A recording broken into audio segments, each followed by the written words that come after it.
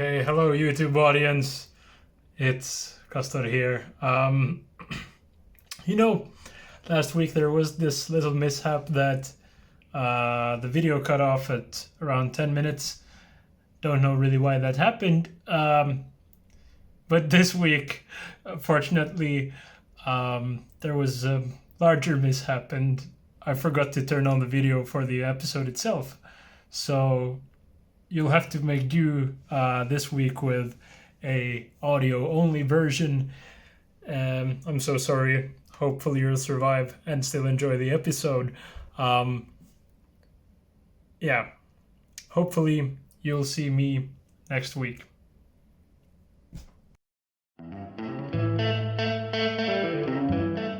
Hello and welcome to Outer Monologues, the show where I talk.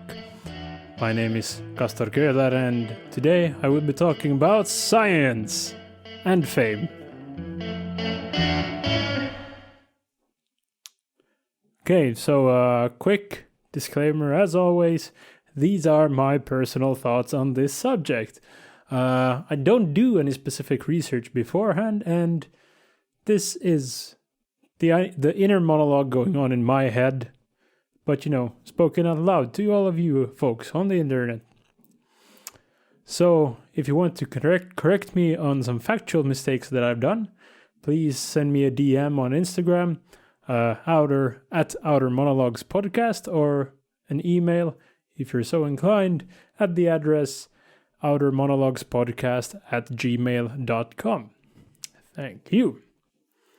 So today will be a bit of a shorter episode because I thought that the last couple of episodes have been quite marathon episodes. They have been very long and quite dense with information and my opinions. So I thought, since I'm now back from my winter vacation and my small break here in between, I thought I'd start off easy with a bit of a shorter and a lighter subject. So I want you to now think of a scientist. Oh, wait. Okay.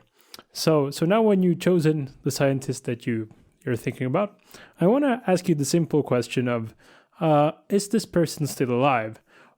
Or basically maybe a more accurate question in this case is did this person work with like modern science? And this can be, defined in a lot of ways, but you can decide your own where you draw the line of where modern science starts. But I came to think of this phenomenon, on my way to work on the bus last summer, that I think most people answer to this question, or the first people or the first scientists they come to think of are people that aren't really in modern science. So this means basically very old scientists. One of the first ones that at least come up in my head is like Albert Einstein or someone. So people that worked in science a long time ago. And I started thinking about this and this phenomenon, and I came to quite a interesting question, in my opinion, that basically, where did all the rock star scientists go? Have they just disappeared from our modern life? Because personally, I can't list that many modern scientists, and I implore you to try and count and list as many modern scientists that you can, and see how many you come up with, because I don't think it's a large number. So that's what I want to be talking about today, actually, is just where did this phenomenon come from, and what happened to being famous for being a good scientist. And as you all know, I'm a huge fan of science, and I think it's so important that this is very interesting for me. And wouldn't it be awesome if everyone that was a scientist would become like rock star famous, and they would be all over the papers and the media because of the fantastic discoveries that they make? But that's not the case, and we'll go into a bit why maybe that is today. So I don't really have any smart place to start this, actually, because, well, all of the thoughts that I have are kind of separate from each other in a way, and there's no really good way of going into it, so I'll just go into the first one that I've written up here. And this is just the thought of, even, is the base premise even correct? Because we know a lot of scientists nowadays that have done large contributions to their own field, and basically they're famous now because of what they did when they were alive. But were they famous even back then? And that's kind of a thing. I don't have really that much information, but I somehow recall in the back of my mind that this might be the case, that a lot of scientists actually that are super famous now, they weren't that big of a deal back then when they lived, because no one really understood the potential. Because usually in science, I guess, it's you come up with theories and test them as good as you can and as well as you can, and some people might have theories or experiments that actually straight away get approved as sort of mainstream science, and that get accepted into as what is correct. But I guess a lot of, at least the older science that laid the foundation for a lot of scientific branches, kinda did it without, during their lifetime, there were no conclusive answers really of were their theory correct, or was some other like competing theory correct. And so this is one thought that I had, just like, is it even that weird? Will the scientists of today become, in let's say 100, 200 years, will they become famous? And is this a way that it just works, basically? Okay, so on to my second thought. I guess this might also, we skip the previous statement of maybe that they weren't famous then, and just go, we assume that they were famous back then for what they did, even when they were alive. And then we think of what other things can actually be factors. And I started thinking that actually most of the science done nowadays is done in larger groups. So when you hear in the media somewhere that let's say a vaccine has been developed, or we found this random particle somewhere, or I don't know, any research basically almost at all, it's usually not a specific person that has done it, but rather it is an university research group, or then it's a company that probably has their own research group like beneath, but the credit is given to the company. And I think that this is maybe a thing that has changed over time, because I think that in the older days, I think there weren't a lot of these research groups. So if you were a researcher of some kind, you probably did most of the work quite individually. And there were probably groups of people working. So you would have your main researcher or the theoretician, and then you would have some assistants, lab assistants, and co-researchers, I guess, and you would discuss all of your theories, and the assistants would help you set up the experiments so that you could actually check that do they work or not.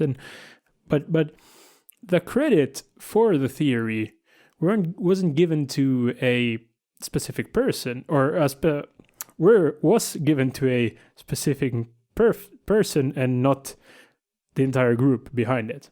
And that's maybe a thing that has changed. And if that is the case, then it does make it somewhat difficult to actually attribute fame to those people that come up with fantastic things, because you don't really get the insight into who has come up with it, and it's very difficult to, if you have a group, let's say a research group of 5 people even, it's very difficult for like mainstream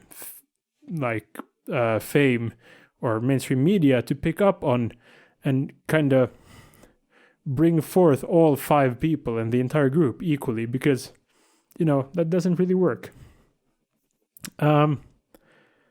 So yeah, on to the next thing that I have here. It's a simple question of, has science gone too far? I know you might think that this is ridiculous, and I think it is as well. But the question of basically, is science nowadays? It has gone so far into the different fields. We've studied all the basics of all the different fields and kind of gotten a good solid understanding of that. So there isn't that much research to be done on those parts, but rather the interesting part for the scientists or the people working in that field is when you go into the deep details and you go into the things that are actually undiscovered. And that's usually quite technical and specific to that subject. So it might be very difficult for a larger audience to grasp that. And it doesn't really give much of a, I don't know, it's hard to get attention in media for something that the majority of people won't understand. If you're not well versed in that field. And that might be a very logical answer also why it is so difficult to bring up and to bring forth all the achievements done in research nowadays, because it is so technical and it's so difficult to understand. Someone might try to dumb it down for you, but in a lot of cases that can work, but it kind of also drops some of the very important and the fantastic information behind it, because it's more simple and you need to know the basics of it to be able to understand the advanced parts. The next thing that I had thought about is this just, or maybe even the last thing, and this is quite a large one actually, is it simply because of the values of our modern society, and specifically how media and how modern media handles fame and what they want to cover? Because maybe I don't think there was that much of a media. Okay, this depends on how far back you go, of course. But if you go very far back, there wasn't much of a media, and well, I guess the science wasn't even that widespread as well, because it was so difficult to communicate. And then if we go a bit ahead in time, but still not to modern times, we have this phase where there is more media, but it's still, I don't really know what they talked about back then. It might be that they covered a lot of science related stuff because they were still so easy to understand, and maybe their values of what they're covering was different. But especially, I think, in modern media, and basically this is, when it comes to fame, I think modern media kind of sets the standard for the values of our modern society when it comes to fame, of course, because there isn't really fame without media, and it isn't really, science isn't really a thing that the media focuses on nowadays. They usually focus on very, if they have something about science, it's about very, very specific things, and it's usually because of something else that they're bringing it up. So if you're listening to this somewhere in the future, I hope we get past this, but right now we're in the pandemic, the COVID-19 pandemic, and there has been a lot of media coverage on vaccines and the science that goes into it and all of the factors there, and there has been for once, I must say that it's fantastic that there's a lot of scientists in the news and a lot of their contributions to society are brought up and brought into the mainstream. But this isn't because I don't think this would happen if it wasn't because of a global pandemic. Of course, it's kind of chicken and egg situation, because what they're getting covered for is the fact that they've worked somehow with the vaccine and like researching vaccines, and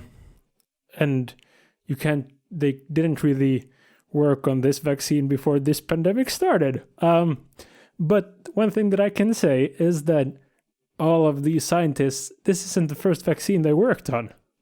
And have they received the same level of coverage for other vaccines that they've done and other work that they've done in the same field, maybe as important, maybe in the long run it would save as much people as this current vaccine has done, but this is just a more urgent situation, so it is brought forth. And this is kind of interesting to me, that you kind of, when you start thinking about this, you realize that the media in general doesn't, when it covers science or science findings in a large scale, it's usually not because of the science. It's because of the things that the scientist is working towards fixing, or basically some large scale things that are need fixing, and this particular part of the science or this particular research has done some advancements, and some large advancements usually in that field. And this is kind of sad. I think more people should get to know about the small advancements in different fields. And I know this is at the same time a thing that is a lot easier and a lot harder as well to find nowadays. Because you can say that it's very easy to find information on what happens in science, or basically what happens at all in the world nowadays, because of the internet. And you are not wrong in that way. There are so many different sources of information that you can follow and that you can read into and read about, and watch videos and listen to podcasts that are more scientifically accurate than mine is, and whatever. And there are so many places that you can find it, and in that way, it is a lot easier than ever before to finding this information and getting yourself up to date on what's happening in the world, in the world of science, to be more exact. But it comes with the flip side, that there are a humongous amounts of information sources, and not all information sources on the internet are true. I don't know if you heard, it's quite new information actually, that not everything on the internet is truth.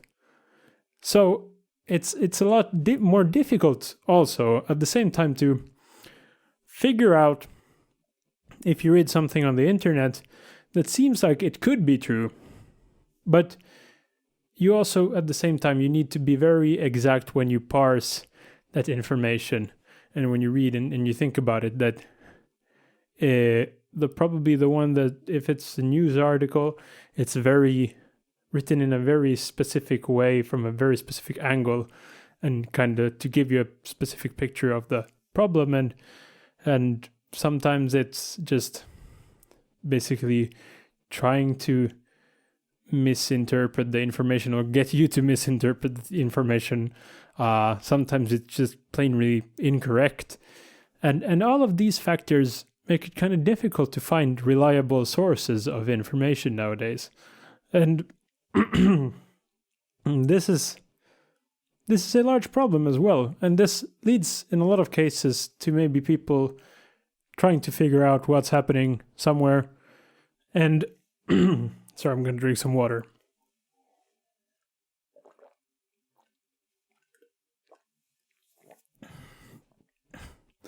Yeah, so so this maybe leads to a lot of people reading a lot of different sources of information, and finding all of these, and maybe having the energy actually to follow this information flow for a couple of days, a couple of weeks. And then at some point, it's so difficult. It requires so much time to actually stay on top of things when there's so much information just coming in, that you kind of get fatigued and you drop it, and you realize that it's not worth the effort. So, is there a solution to this problem that I've been thinking about? I don't know. I guess in a lot of ways, I think science-related media or science coverage in general, and especially public speakers that are scientists, is the solution to this. It might be just a phenomenon that will keep on getting bigger and bigger, that for research to actually, be productive for its actual purpose, you will have to work in larger groups, and it becomes more technical in that field, and which makes it a lot less approachable from the mainstream. It might be that phenomenon will keep on happening, and it would become more and more difficult to actually somehow get a hold of what's happening in the science world, and that will make it very difficult to actually bring forth all the advancements. And I don't know. I don't feel optimistic. I don't really feel pessimistic about what's going to happen in the future about this. But it's something to think about, and I thought it was a subject worth bringing up here. And I hope you liked my thoughts, and maybe it sparked some thoughts in you about what you can do maybe to help bring forth more scientists and important scientific discoveries, and maybe look into which people actually are behind the things that you find fascinating. I don't know where to go for him, sir. I'll just end here. So if you didn't realize it, today we have been talking about science and fame and all of the things that go into that. This has been Outer Monologues. Today, the music was brought to you by Nuori Hector. My name is Castor Köhler, and I'm out. Lord have mercy on this wondrous day. Come on, lay down your head now and try to go to sleep, 'cause the sounds of tomorrow, they will turn up the